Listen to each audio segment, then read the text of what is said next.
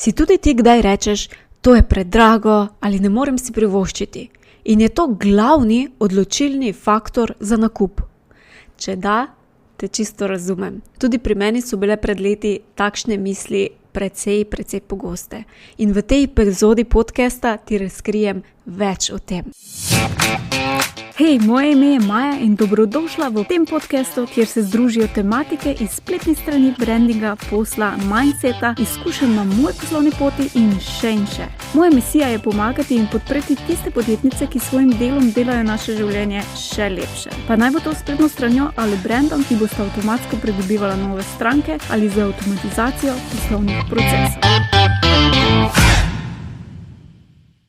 In če sem čisto iskrena, še zdaj se kdaj prekradajo take misli, kot je, naprimer, to je predrago, ali pa tega si ne morem privoščiti, ali kaj podobnega.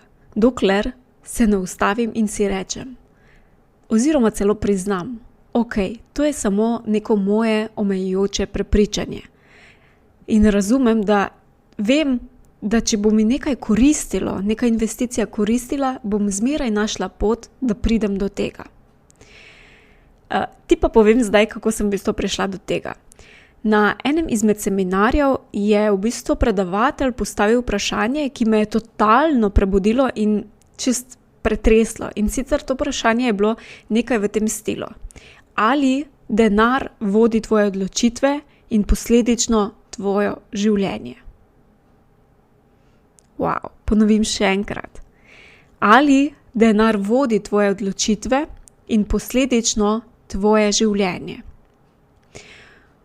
In potem je pri meni bil samo en taki ali je res denar moj glavni odločevalec v življenju? Oziroma vodi odločitve o tem, kam bom investirala? Kakšno pomoč si bom poiskala? Kako bom živela svoje lastno življenje? Tudi če vem, da bi s to investicijo imela veliko boljše rezultate in bi novo znanje ne samo pomagalo, da si to investicijo povrnem, ampak izboljša moje celo nadaljnje delovanje. In to je bil zame en taki velik preboj. Pa ne me narobe razumeti, seveda je denar pomemben, ampak je res tako pomemben, da bo vodil naš posel in našo celo življenje? Upam, da ne. Denar je namreč tako kot eno orodje, ki ti pomaga, da živiš svoje sanje, osebno in poslovno. Pa naj se sliši to še kako osladno, kakor hoče. To je resnica. In podobno kot motika, recimo, ki jo uporabljamo za okopavanje, ne pa da se odločamo, ali je naša obstoječa motika dovolj dobra, ali bomo raje nadaljevali z golimi rokami. Zmeraj lahko zamenjamo to novo motiko, jo mogoče nadgradimo celo z kakšnim novim strojem ali kaj drugega. Ne rabi pa biti ta motika zdaj tisti glavni faktor naše odločitve. In pri denaru je podobno. Mi kot podjetniki pa imamo v bistvu veliko svobodo, na katero včasih velikokrat pozabimo, da ga lahko kreiramo kadarkoli in na različne načine. Naprimer, če načrtuješ ali si želiš v nekaj investirati, lahko hitro narediš eno tako akcijo, dogodek, novo enkratno ponudbo, ki ti bo to investicijo recimo hitro pokrila. In pri tem je v bistvu samo naša kreativnost potrebna. In samo nebo je meja, kaj vse je možno. Pa če smo čisto iskreni, niti to ni meja.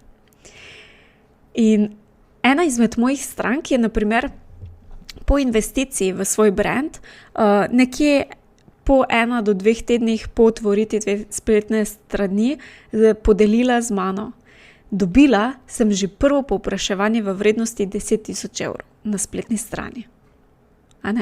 In ko je Iris to z mano delila, je v bistvu bil en taki reminder oziroma opomnik. In bo verjetno koristil tudi tebi.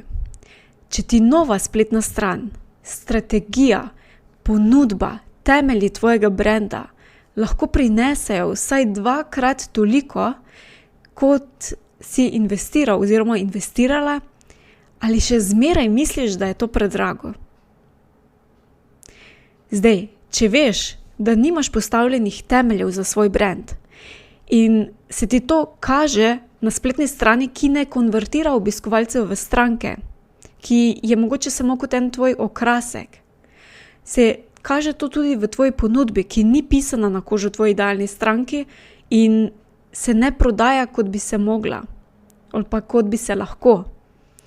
A res še ni čas, da narediš korak naprej? Si res lahko privoščiš, da si mogoče finančno odvisen ali finančno odvisna od nekoga drugega in da partner in bližnji imajo le en košček tebe, ker pač ti ne živiš polno sebe? Ali pa si lahko privoščiš, da bojo tvoji otroci imeli v celo otroštvo nekega odsotnega in neizpolnjenega starša? Je to res vzor? Je to res nekaj, kar jim želiš predati naprej?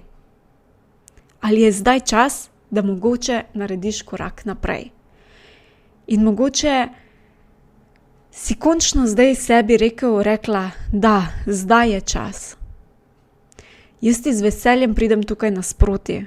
Piši mi, povej mi, kaj je trenutno tvoj največji izziv v poslu, da ne moreš naprej, da se ustavljaš na mestu.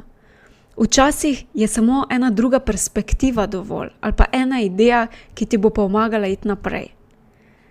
In jaz ti z veseljem pomagam, tvoja naloga pa je samo to, da mi v bistvu pošleš ali mail na maja@mod.si ali pa me poiščeš na družabnih omrežjih, kot je Facebook, Instagram in mi odgovoriš na to vprašanje. Torej, na vprašanje, kaj je trenutno tvoj največji izziv, da ne moreš naprej. Evo, upam, da ti je mogoče dal tale epizoda podcasta malo drugačen pogled na vse to, kaj si lahko privoščimo in kaj ne. In da naslednjič, ko se mogoče zalotiš s to mislijo, da je nekaj predrago in je to glavni odločilni faktor, ali se odločiš za nekaj ali ne, premisli, ali je to res vredno tvojega življenja in tvojega posla. Hvala za tvoj čas in pozornost. Če ti je bila epizoda všeč, te vabim, da se naročiš na podcast na najljubši aplikaciji, kjer poslušaš podcaste in tako ne zamudiš naslednje epizode. Vesela bom tudi povratne informacije, kako ti je bila epizoda všeč in česa si želiš več. Hvala ti in naredi si čudovit dan.